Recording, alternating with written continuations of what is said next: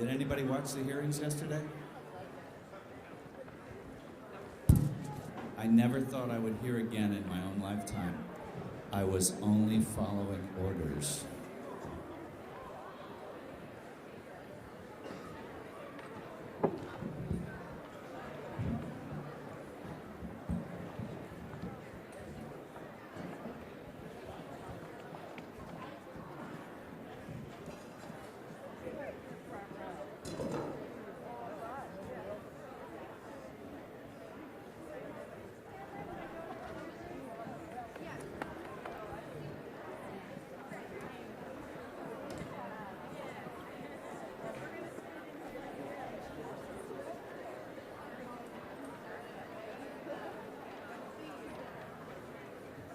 Okay, I know there's still pizza being handed out back there, but we would like to begin. Please take your seats, silence cell phones, and we need quiet.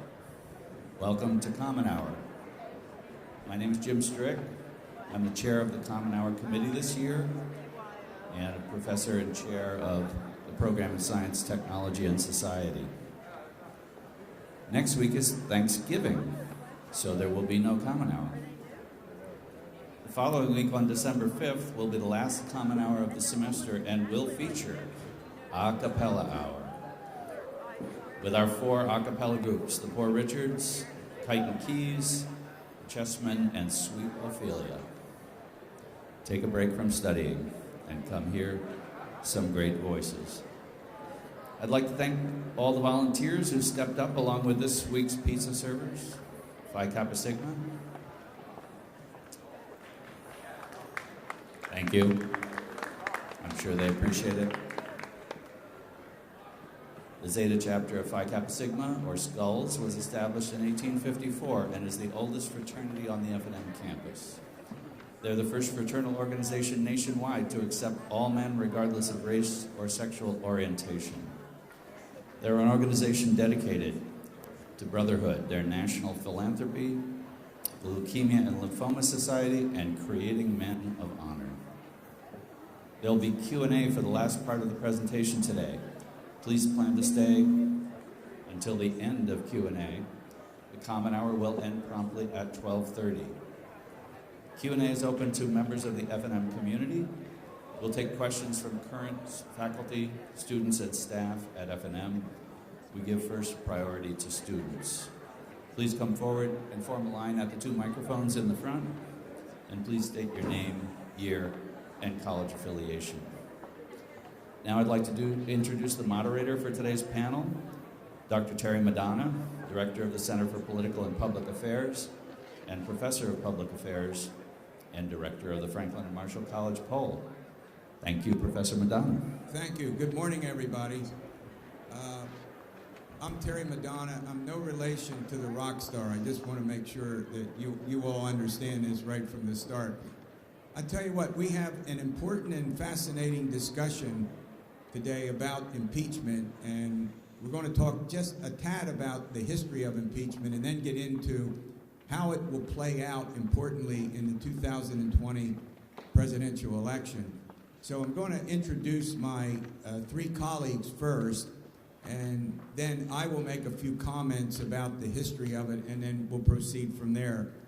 Sitting to my immediate left is Professor Jennifer Kibbe. She teaches international politics and U.S. foreign policy, and her research focuses on covert action and congressional oversight of intelligence. Can't imagine a more, can we get a better person to talk about what's going on right now in the Intelligence Committee in the House? Today she would be explaining what's at issue in Ukraine and providing context on the U.S. national interests that are at stake in the region. Secondly, we have Matthew Schousen. Professor Schousen is a professor of government. His research and teaching focuses on American politics. He teaches a variety of courses, including courses on Congress, the U.S. presidency, and a senior seminar on presidential character. So here's what has been the congressional response to the issues Professor Kibbe has just laid out, specifically where does the current impeachment inquiry stand, and where does it go from here? The third panelist is, if I can find the notes here, I got him, is Professor Stephen Medvic. He studies campaigns and elections and political parties. He will discuss the potential impact of impeachment on the 2020 election. So before we get into what's going on now in a whole variety of ways, let me make a couple of observations about the history of impeachment. First of all, there are 3 articles in the U.S. Constitution and several sections that deal with impeachment. The Constitution, as most of you know, was written in 1787, and here's perhaps the most important element. There are several important elements, but here's what I think is really relevant, and I quote from the U.S. Constitution. The President, Vice President, and all civil officers of the United States, notice no military, civil officers, shall be removed from office on impeachment for and conviction of, and how often has you heard about these couple of words, bribery or other high crimes and misdemeanors. So right from the outset, it's important to understand that when the founders put impeachment into the Constitution, they were reliving about 400 years of English history where Parliament and other English officials were deeply concerned about the monarch and the possible abuse of power that could exist with the monarchy, and particularly what could happen with, imagine this, efforts by others outside of the country to perhaps bribe the monarch of Great Britain.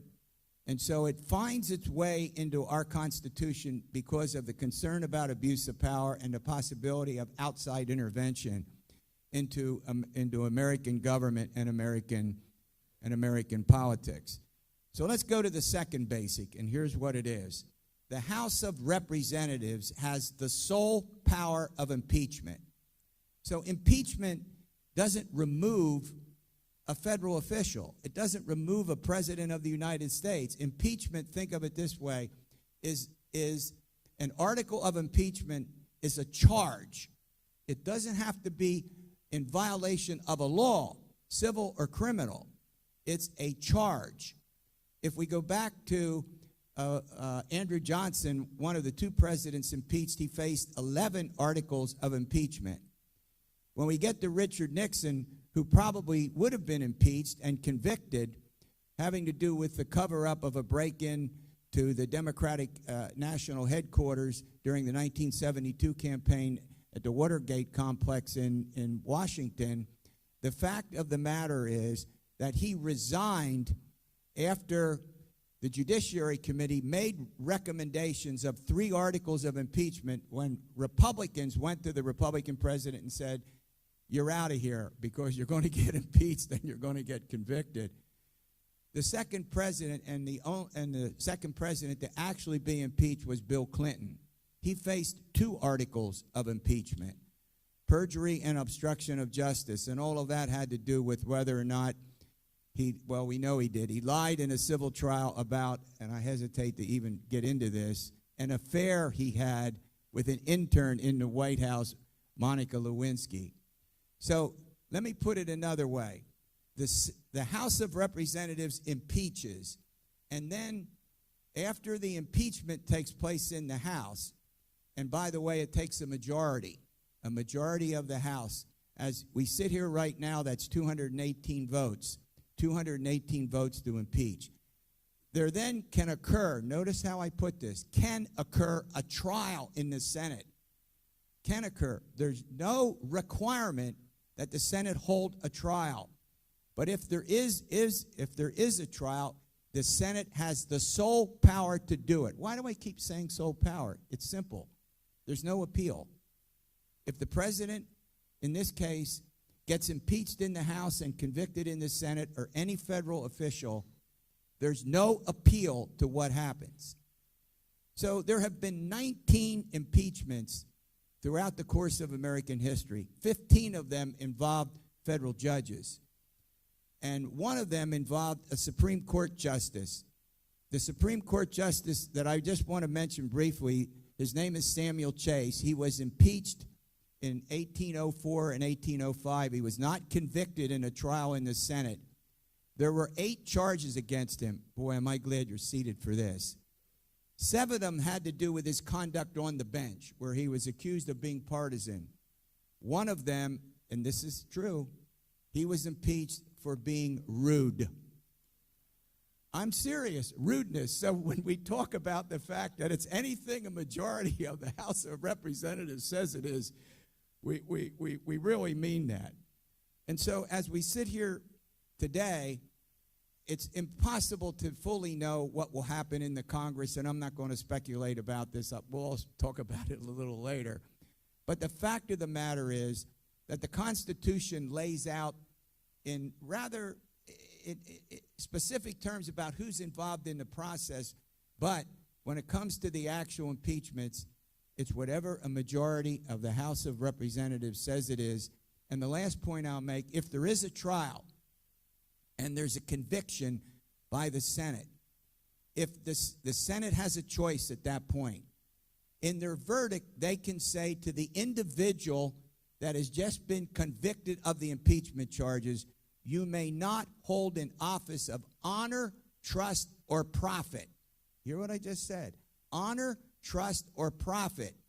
If they don't put that restriction in, then an individual who's been impeached and convicted could go and run for office, as we had one member of the federal bench who was impeached and convicted, thrown out of his seat, out of his jurisdiction, legal jurisdiction, and then went on to be elected to the Congress of the United States.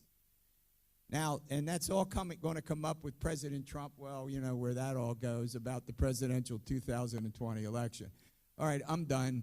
I'm going to turn to Professor Kibbe here, who's an expert on a lot of things having to do with foreign relations. Go ahead, Professor. Oh, you need that? Okay, thank you, Terry. So I'm going to try to explain briefly what happened and put it in some foreign policy context.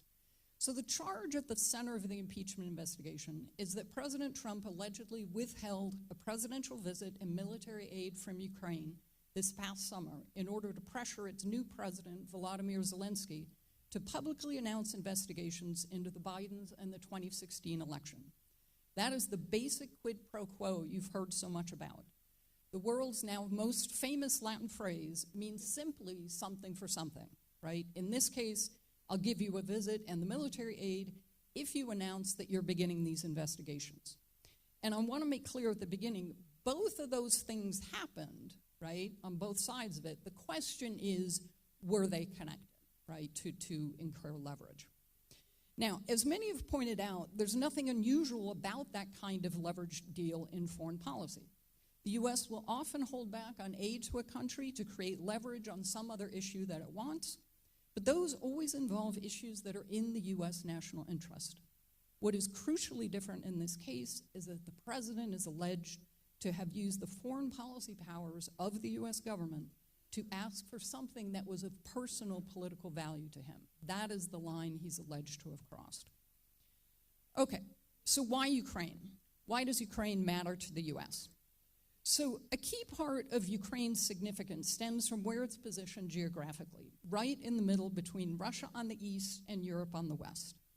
And ever since Ukraine declared independence in 1991, after the breakup of the Soviet Union, the big question has been whether its orientation would be to the West, doing things like joining the EU and NATO, or rather turning back east towards Russia.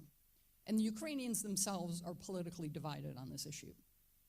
It's important to understand from Russia's perspective that Ukraine was by far the most valuable territory it lost when the Soviet Union broke up, in terms of historical importance, ethnic ties, the size of its economy, its natural gas and agricultural resources, and as a playground for Russia's own corrupt oligarchs. So while a bunch of other countries in Eastern Europe have joined NATO since the end of the Cold War, which could be a whole other common hour, Putin hasn't been happy about any of that. The one country he really doesn't want to join the West is Ukraine. Now, meanwhile, U.S. policy since Ukraine's independence has been strongly bipartisan on two main pillars, right? Support for its fledgling democracy, helping it with a variety of political and economic reforms to firmly establish the rule of law and root out the endemic corruption that it inherited from the Soviet system. Secondly, the U.S. has a strong strategic interest in keeping Ukraine out of Russia's orbit, largely for the same reasons that Russia wants it in its orbit. The common foreign policy quip is Russia without Ukraine as a country, Russia with Ukraine as an empire. So the U.S. has been trying to secure Ukraine's democracy and woo it over into the European fold. Now, Putin upped the ante significantly in 2014 when he took advantage of the upheaval in Ukraine after a popular revolt and invaded and took over the Crimean Peninsula that hangs down into the Black Sea, where it has a strategic naval base. Not yet. It marked the first time that a European international border had been altered by force since 1945 and triggered sanctions from both the U.S. and other Western countries that have remained in place ever since. Then Russia went further, backing separatist militias fighting the Ukrainian security forces in an area in the east known as the Donbass region, and that is the conflict that continues to this day, for which Ukraine needs U.S. military aid. Now, until the impeachment, we in the U.S. haven't heard much about this conflict, but it's been very much a hot war for Ukraine, which has lost 13,000 lives in the conflict, which as a percentage of its population, right, is roughly the same, not exactly, but it's on a par with what the U.S. lost in Vietnam, okay? So it is that level conflict for Ukraine. Plus, it's happening on its own territory and could mean losing more of that territory. Okay, so now I want to put the military aid that was held up this past summer into a little bit of context, right? While the amount itself was significant, almost $400 million, beyond the amount, it was vitally important in a strategic sense, because what the U.S. provides are the high-tech battlefield technologies that Ukraine really needs to compete with a far superior foe in Russia. Things like counter-artillery radar, night vision systems, electronic warfare detection capability, things like that. The aid was also of particular political significance, both as a deterrent to Russian ambitions to keep it from going further either in Ukraine or into another country, might think of the Baltics, and it was also important as a morale booster for the Ukraine troops. And lastly, this summer it was imbued with added significance because President Zelensky had just been elected partly on a campaign to end the war in the Donbass, and so he was trying to begin negotiations with Putin. And any indication that the U.S. was not firmly behind Ukraine weakened Zelensky's position going into those negotiations. And that's why withholding the presidential visit was also significant. It's not just a presidential visit. It's a signal to Putin of how much the U.S. is aligned, will back Ukraine. Okay, so that's the so-called quid part of the quid pro quo, what was being withheld. I also want to say a little bit about the two investigations that Trump wanted Zelensky to announce. So the first one of those is whether former Vice President Joe Biden pressed for the firing of Ukraine's then Prosecutor General, Viktor Shokin, who was allegedly investigating, try to follow this, investigating Burisma, a natural gas company where Biden's son Hunter served on the board. Okay? Now, two things about that. Biden did press for Shokin's firing, right? But as a matter of U.S. government policy, which along with all of the European governments, the IMF, and a bunch of other institutions, they were all trying to get Ukraine to fire this guy because he was that corrupt. Now, secondly, when Shokin was fired, he was no longer investigating Burisma. That investigation had already gone dormant. The second accusation, or the second investigation that Trump has been so invested in involves unproven and really, quite frankly, debunked accusations that it was Ukraine, not Russia, that meddled in the 2016 election to promote the candidacy of Hillary Clinton. On this, first, I would just remind everybody that it was the unanimous conclusion of the U.S. intelligence community that Russia is the one that intervened in the 2016 election, and the bipartisan Senate Intelligence Committee just issued its own report agreeing with that assessment. So then the question is, where did this theory come from, the Ukraine medal theory? How did it get into the ether?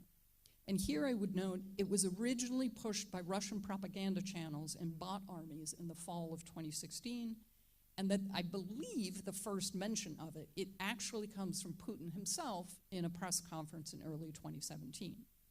And that is not a surprise, because when you ask who stands to benefit from this Ukraine medal theory, right, a lot of the focus here has been, well, Trump wants it to kind of remove the asterisk that was, about his election, that he got some help. And that may be so, right? But when the question is who stands to benefit the most, the clear answer is Russia.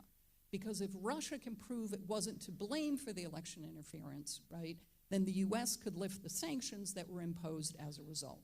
And the one thing Putin really, really needs is for sanctions to get lifted. Right? Now, that wouldn't be all of them. There would still be sanctions for Crimea, but it would be a valuable start for him. Okay, finally, I just want to reiterate what's at stake in Ukraine from a foreign policy perspective. In the most immediate sense, it's the survival of a longtime ally, one that is fighting valiantly for its democracy against Russian aggression. Even more important, though, is what Putin's moves into Ukraine represent. Blatant violations of the principle of inviolability of international borders, which undergirds the stability of the whole international system that has been to the great benefit of the U.S., and the support of which has been a central pillar of U.S. foreign policy since World War II. We need to be careful not to take our eye off what Putin has done and what he may do next. Thank you for that background. Extremely important and very helpful in understanding the situation. Professor Schousen, the floor is yours. Thank you, Terry. There have been Democrats in the House that have been wanting to impeach President Trump since the first day he got into office, right?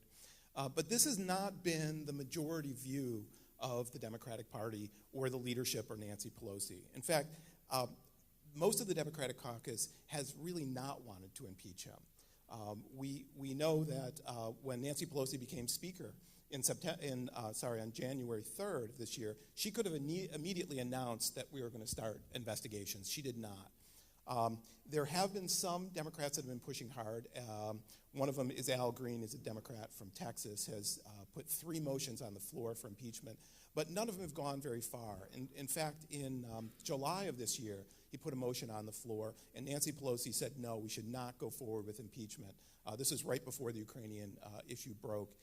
And he only got 95 votes, which means that a majority of the Democrats, as well as all the Republicans, were against impeachment. So it wasn't until the Ukrainian issue came up that Nancy Pelosi changed her mind and said, let's go forward with impeachment. What she did in mid-September, when she announced that she wanted to go forward, is she said there were 6 committees that were currently investigating issues related to the administration. They were the Judiciary, Intelligence, Oversight and Reform, Foreign Affairs, Financial Services, and Ways and Means. And she instructed them to continue those investigations with the focus on, is there something that should be impeached there, and including what's going on in Ukraine. Now, this is very different from what happened with the impeachments with Nixon and with Clinton. In those cases, they both started with a formal floor vote. That is, the House of Representatives voted on the floor that they wanted impeachment, and also they centered the impeachment in the Judiciary Committee.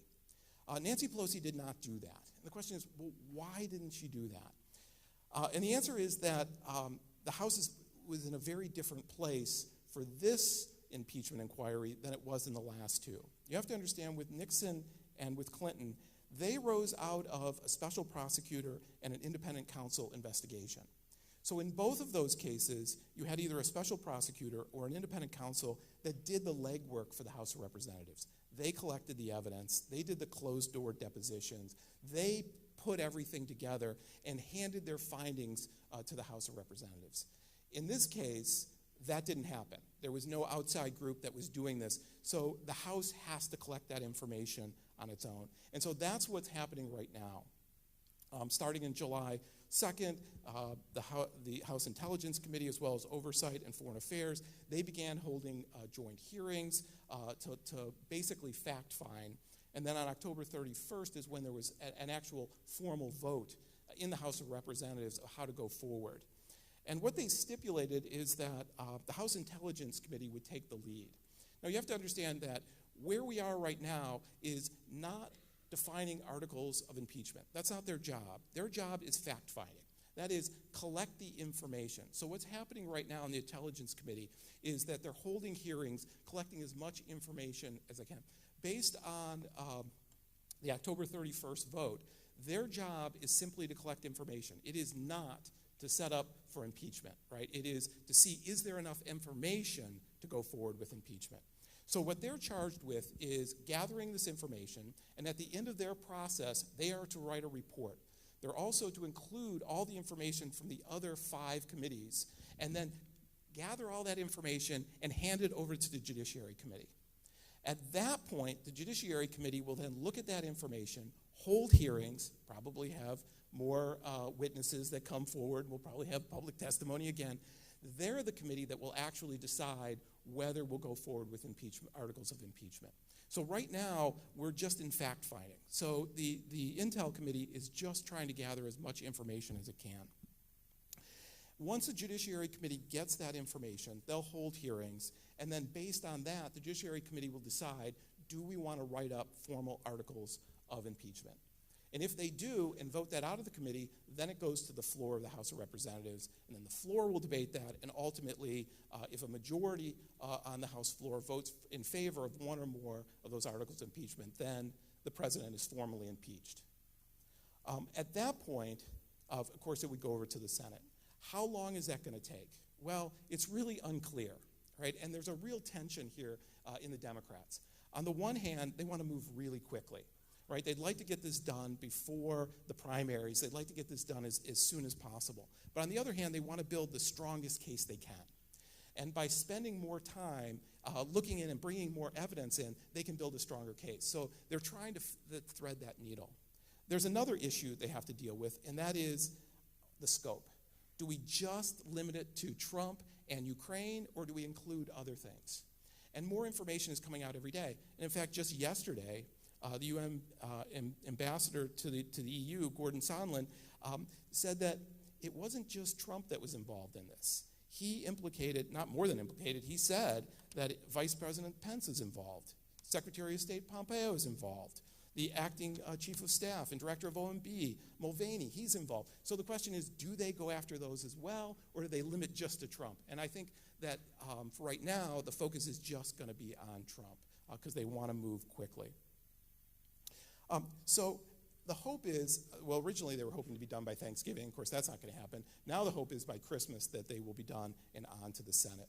If it turns out that articles of impeachment are voted in favor of articles, at least one in the House, it goes to the Senate, and there will be a Senate trial.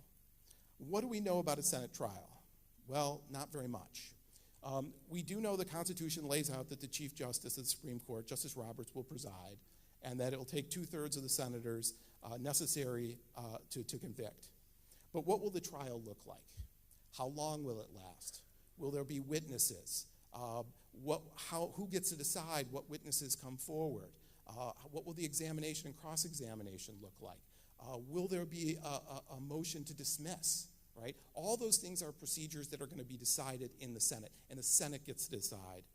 And the person who primarily gets to decide, the majority leader, Mitch McConnell.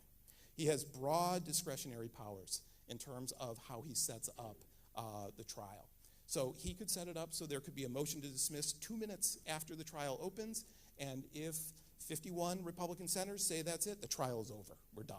So if we look at precedent, what happened in the Clinton trial is that the majority leader and the minority leader got together and they hammered out what the procedures are going to be.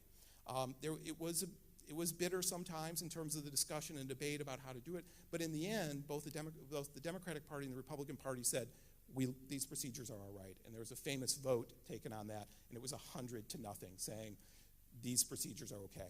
Will that happen again? I mean, Mitch McConnell can. So far, it hasn't, but they could reach out. They could come together consensus. Or Mitch McConnell could just say, the Republicans are going to decide the rules, and we don't care about the Democrats. They have the votes to do it. I think most likely they will try to reach out, and most likely they will come to some consensus about what it will look like. And what it's going to look like is this, that the House members are going to serve as the prosecutors. They're the ones that are going to present the articles in the Senate. You'll have counsel for the president there who will dispute those charges. He will be like the defense lawyer. The Chief Justice will be the presiding officer. There will be witnesses probably, and they'll be examined and cross-examined based on rules that they set up. And the senators, for the most part, probably won't say anything. They're just going to be jurors. Now, this is up to you. They can change this rule. They can ask questions.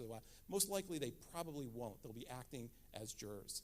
I think the end of this process, what's likely to happen is the president is not going to be convicted. I think what's likely to happen, based on what's going on right now, is in the House of Representatives, he is going to be impeached. We are going to have some kind of a trial in the Senate, and in the end, there will not be the 20 Republican senators that are going to be necessary to reach 67 votes. I think the more interesting question for me is, will there be defections?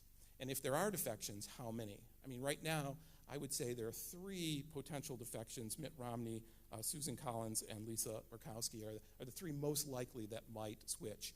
But I think that's the most interesting question. So I think that's where we are now. Thank you. Professor Medvick? That's all right. All right, thanks.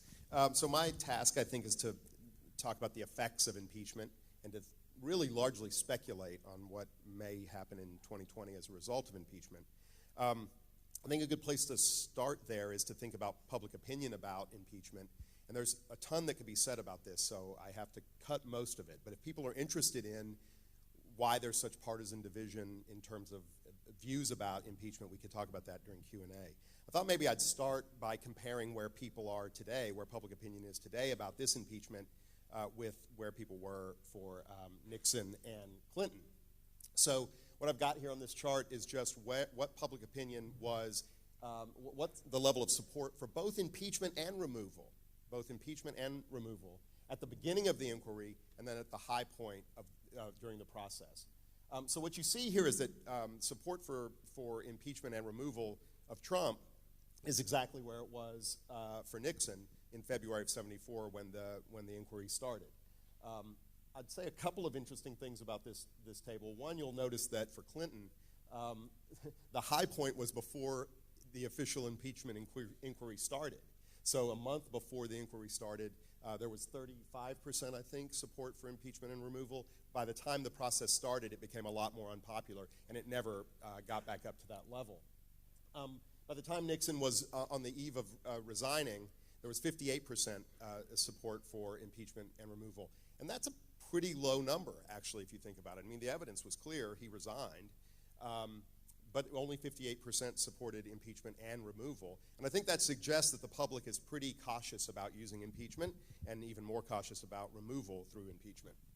All right, the question really is, will support for impeaching and removing President Trump get to the Nixon level or not? Right now, it's about halfway there. In fact, it's dropped off a little bit in the last couple of weeks. We're at about 46% now. And so will it get any higher? Will it reach a majority? I think it's unlikely. I mean, I think we've probably hit the ceiling, and that's largely because we're such a polarized country at this point. It's possible. About 30% of the people in polls say that their mind could still be changed by what they hear during impeachment, but I think it's highly unlikely that that will go much above 48% in support of removal. I think the metric to really look at, though, is the president's approval rating, which has been remarkably impervious to any events that have happened during the president's time in office. So this is a quick chart of the president's approval. Now, it looks like there's some variation there, but you have to realize that the horizontal lines are only 2 percentage point increments, right? So this is unbelievably stable compared to previous presidents. So previous presidents will bounce around a lot more depending on what happens in the country. There was a slight downward trend through 2017, but when he took office, he was at about 44%. It came back up in 2018, so that by midterm elections, he was still at 44%, and today his approval rating is 44%. So, it's really varied between 42 and 44%, and to me, that's the number to look at to see if impeachment's going to have any impact on the election, because we know that approval, presidential approval, and the state of the economy are the two most important factors driving the presidential election. So you could, in some sense, ignore what people are saying about impeachment and just look to see if it's having any impact on his approval rating. Incidentally, when Nixon left office, his approval rating was at 24%, so 20 points lower than where Trump is now. But Clinton, at the end of the process, when he was acquitted by the Senate, was at 68%.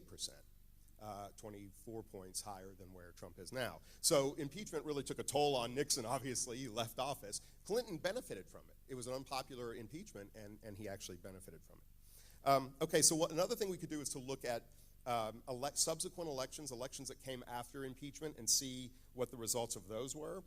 And so here I have just the results of the 74 midterm elections, which happened just a couple of months after Nixon left office, and then the 76 presidential election. In the midterm election, the Republicans lost 48 seats. That's a lot, and it's probably mostly attributable to impeachment, but it's not extraordinary. The Democrats lost 54 seats in 1994. There was no impeachment. They lost 63 seats in 2010. There was no impeachment. And even in 2018, Democrats gained, Republicans lost 40 seats, net 40 seats, again with no impeachment. Some scandal, but no impeachment going on. In the presidential election in 76, Ford lost, so the president's party lost, but it was a really, really close election, close both in the Electoral College and in the popular vote. In 98, the midterm election that year was taking place as the impeachment hearings were happening. And because it was unpopular, Democrats gained 4 seats that year. Now, that's not very many seats, but it is very rare for a president's party to gain seats in a midterm election. It's only happened one other time since FDR was in office. So the fact that they gained seats is a sign that impeachment was not very popular. In the presidential election, of course, the president's party lost that race in 2000, won the popular vote. Again, another very, very close race, but the Republicans took the White House that year. So I think the takeaway from these examples, and we have to be careful because there really are only 2 cases, right? So we can't generalize, I think, very much. But the takeaway might be that in midterm elections, a party that's running impeachments that are popular are probably going to do well, and if they're running ones that are not popular, they're going to pay a price. In the presidential election, I think it's hard to really get a sense that there was any real impact from impeachment. Because while the president's party, who was being impeached, lost in both of those elections, they were also seeking a 3rd consecutive term, which is also very, very difficult to do. It's very difficult to win 3 straight terms. Again, it's only happened once since FDR and Truman. So they may have lost anyway, and impeachment may not have had much of an impact at all. Of course, to some extent, this is all irrelevant because Trump is very unique in the modern era in terms of being a president who's probably going to be impeached, but also can run for re-election, right? So both for Nixon and for Clinton, they were in their 2nd term during impeachment, and they couldn't run for re-election. So we really, literally have no idea what's going to happen in 2020. I'll try to speculate a little bit. I'm going to assume that as Professor Schousen said, Trump's impeached but not removed. If he were somehow to be removed, that throws everything into chaos. And if you're curious about what might happen, we could talk about it more at Q&A. Essentially, I think the Republican nominee would have to be chosen at the convention. It would be chaos. But he probably won't be removed, so he'll be the nominee.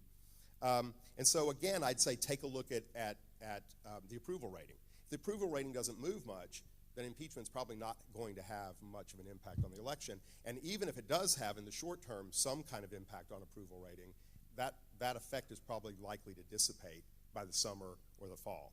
So, my hunch is it won't have a huge impact. If we just think ahead to the general election, there might be some effect of impeachment on the Democratic nomination process. Joe Biden might have been muddied up a little bit by all the talk about some inappropriate dealings in Ukraine.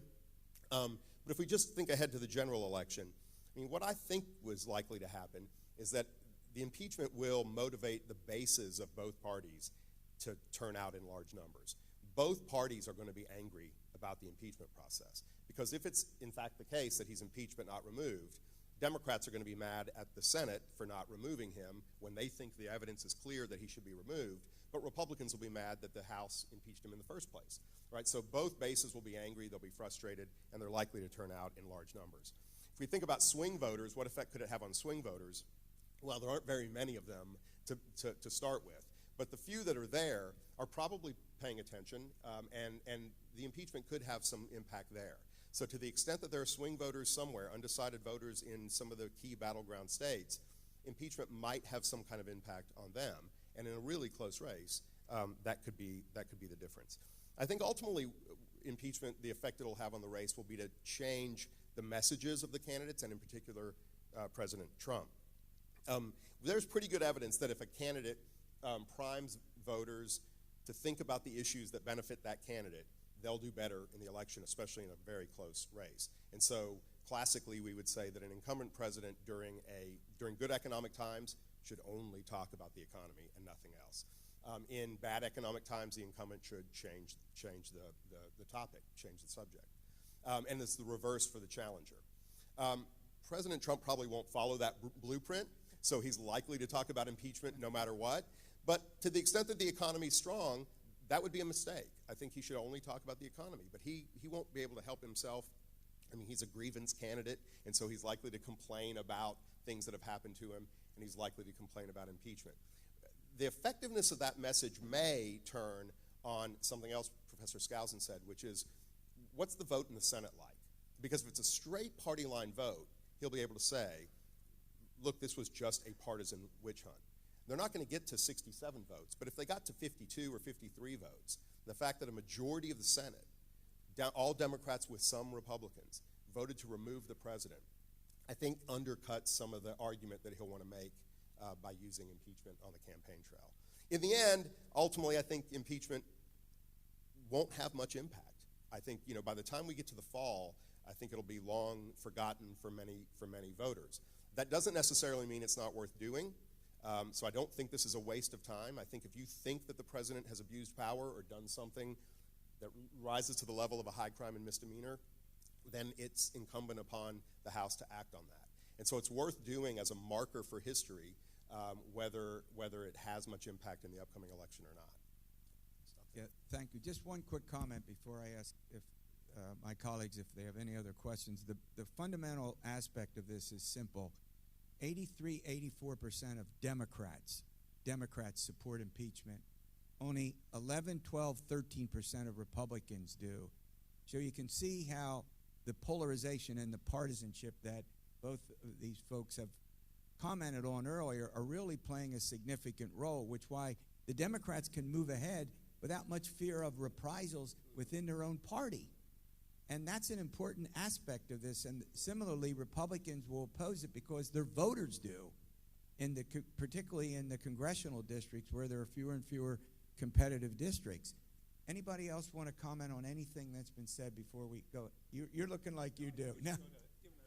Oh, you want to go to Q&A? Are you ready? All right, line up here. Come on. While we do that, I was ready for Professor Madonna to say that about partisanship. So these are just two questions that are being asked by 538 and Ipsos in a poll, in a panel survey they're going to be doing throughout impeachment. They're going to go back to the same voters time and time again. And what you see here is the partisan differences on the question of whether Trump asked the government of Ukraine to investigate Joe Biden, and if so, would that be inappropriate or impeachable, and also whether he withheld military aid. So you see big partisan differences on those questions. Now, don't all rush up here. First of all, how many of you put your hand up? This is not a test question, but it's a question. How many of you are paying some attention to the impeachment process? Hands up. Oh, wow. Wow. You probably didn't watch whatever it was, 8 hours of testimony, which some of us have to do whether we want to or not. Nobody? No questions? I can't believe this. Come on. Oh, get up here. Come on up here. Students first. You got to wait. I'm just following the Yep, rules. and I think most of them will now come. Go ahead, sir. Give us your name. Hi, I'm Jesse. I'm a senior. Okay. A big part of this is the role of the whistleblowers in this, and there's a lot of confusion as to the laws regarding protection of them because they're technically a part of the State Department. So because of classified information, it's different. So if you could clarify like the laws surrounding that, and then also looking at the importance of whistleblowers in history, like if you look at Nixon and the whistleblower whose alias I hesitate to say. So what is the precedent of whistleblowers, and what precedent would be set if Trump's efforts? Someone here, whistleblowers. So I don't know if any of us know the legal aspect of whistleblowing. There are rules and procedures there are, for it. That the difficulty, here's the problem. You have evidence of the potential indictment of a president of the United States should the president's counsel have an opportunity to interrogate the whistleblower, given the fact that it involves the impeachment and potential removal of a president, and that could take place in a private setting, right? Go ahead. I would just add to that, I think it's significant that the whistleblower is actually coming out of the intelligence community, right? And he or she was clearly in conversation with a bunch of people in the White House, and I'm somewhat guessing here, but it seems quite plausible that it was very specifically done, that it was that person that became the whistleblower, because there's a specific law to protect whistleblowers coming from the intelligence community that does not apply to people in the White House. Thank you. Anybody else on that? All right. Go ahead, sir. Hi, my name is Jack. I'm a junior government and history major. I've had many of you on stage. Unfortunately, not you, sir, but maybe soon. There you go. My question was, last night during the Democratic presidential debate, they opened with the question that how central should the impeachment proceedings be to the 2020 election or the candidacy? And Senator Sanders had the response, the Congress should be able to walk and chew gum at the same time, meaning we could still focus on issues like healthcare and climate change that have like a substantive and immediate impact on people's lives, specifically poorer populations, while also pursuing these impeachment proceedings as well. My question to you all is, not only is that possible for the Congress, but is that possible for the media and the American public to walk and chew gum at the same time? Yeah, Professor you dealt with that, but go ahead. Well, I'll talk about Congress first. No, go ahead. Go ahead. Well, they should be able to walk and chew gum at the same time. I mean, you would hope that our Congress could function, but I'm not optimistic. And the reason why I say that, you know, the government might shut down tonight. We do not have a budget yet. As of October 1st, our budget year started, and they put a continuing resolution in because we don't have any of the 12 budget bills have not been passed. And that expires tonight at midnight. Now, the House has acted, and actually while we're here, the Senate is supposed to be voting on a resolution right now, but the President has to sign it. If not, we go into partial shutdown tonight.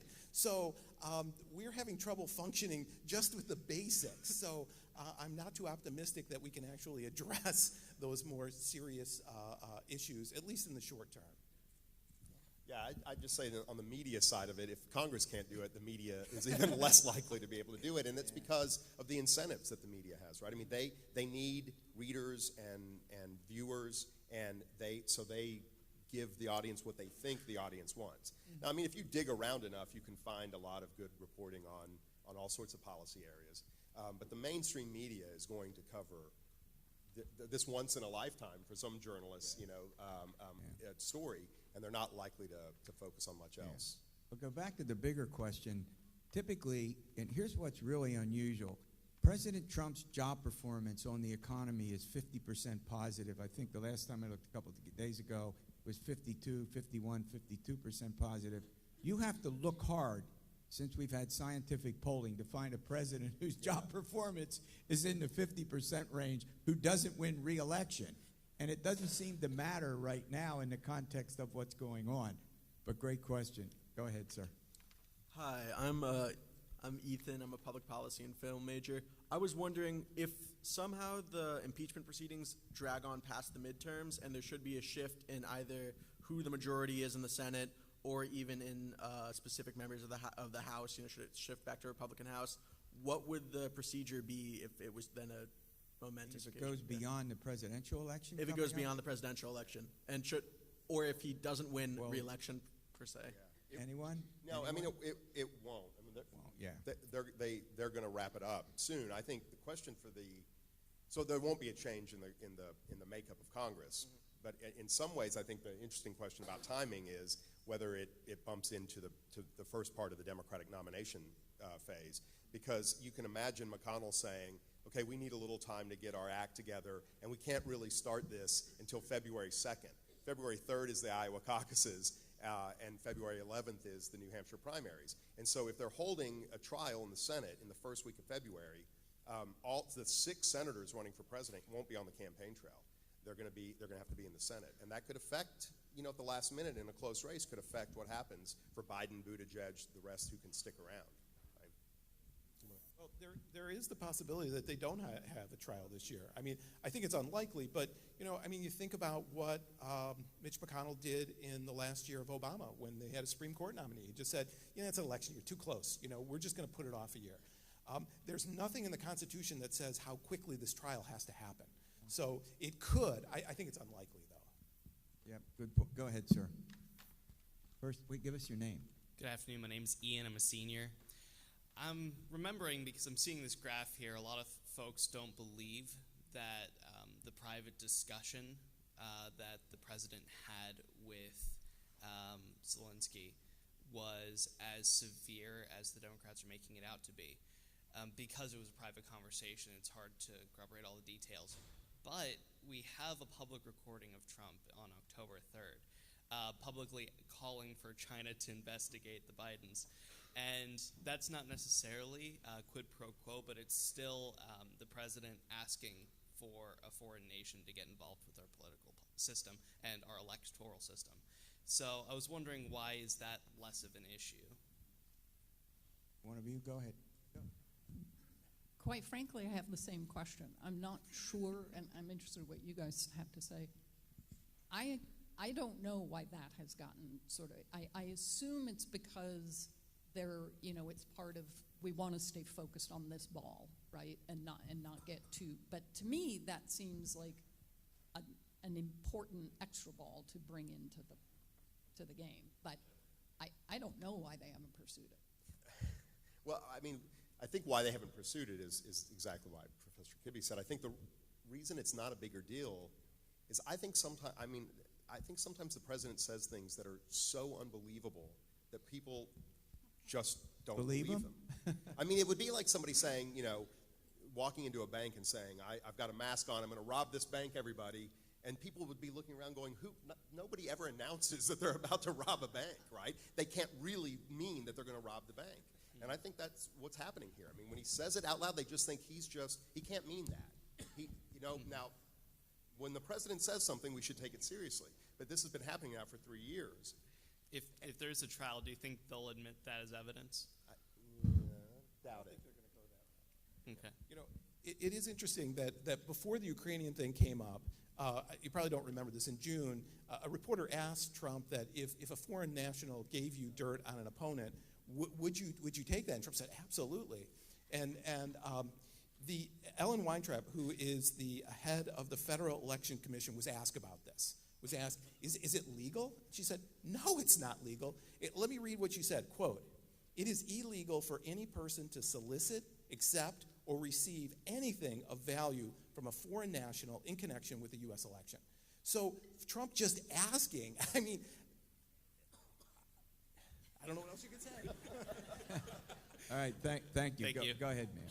Oh, go ahead. Hi, I'm Rosie. I'm a geoscience major.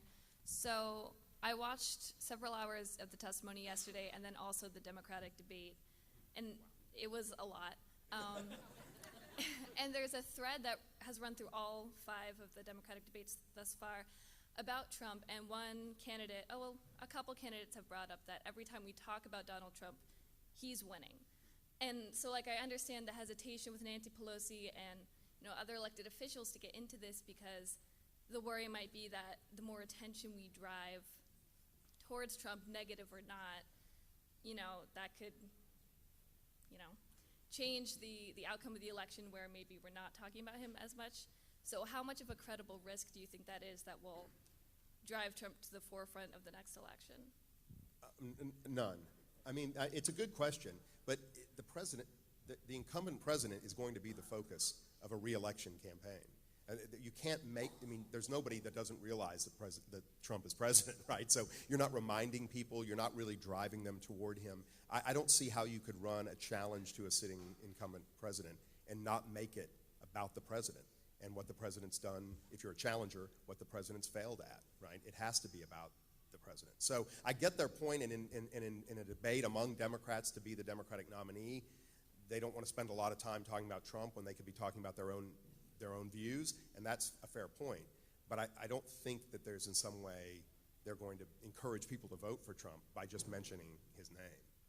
All right, let's try to get 2 questions in. You want to go, and then we'll go back to the gentleman who has to wait until the students ask their question. Go ahead.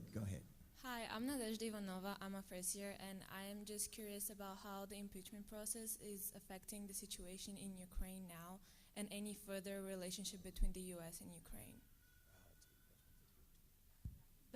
That is a great question. They did finally get the military aid, right? Only after the whistleblower complaint became public, and so there have been stories about how much getting the aid sort of boosted Ukraine's morale, like the military in the trenches. But the real place where it's affected Ukraine, I think, has been, like I said, they're starting these negotiations with Putin, right, to try to come to some sort of peace agreement. And I think the first meeting is in early December in Paris, right? And it has, even though the aid got reinstated, right, this whole thing, I think, has immeasurably weakened Zelensky's position, to the point that, I don't know, 3 weeks, maybe a month ago, Zelensky's been pulling troops back from the front, right, sort of as a measure of goodwill before you start negotiations. It's kind of a standard thing to do. But he has kind of gotten slammed for that at home, because they see it as him in a weakened position because of what's going on in the U.S., giving in more to Putin, right, before he even starts these negotiations. So I think that is the fundamental effect. Hi, I'm Terry Davidson in ITS. You mentioned that if this would go to the Senate for trial, that the president would be represented by counsel. Would that be White House counsel or his personal counsel? Rudy Giuliani?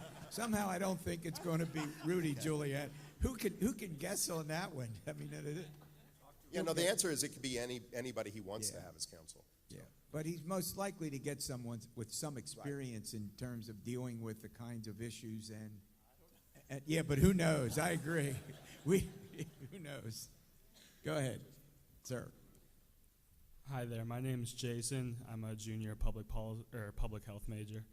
My question is, if Congress and members of the Senate were to put aside their party ideals and just, vote how they thought they should vote, and President Trump was, found to be convicted, do you think this would be a huge step over the past century for Congress as an institution to take back a lot of power that they've kind of allotted to the president, the executive branch? And if President Trump ends up not being convicted, do you think this sets a precedent for the executive branch to keep using more executive privilege, more executive power, and to keep acting, outside of their constitutional bounds? That's another good question. Anybody? Yeah. Go ahead. I think you're absolutely right. I think that if he were convicted, it would help strengthen the Congress, absolutely, and weaken presidential power. And I think that the reverse is also true. I can't imagine President Trump would feel in any way restricted if he gets away, if he is found not guilty.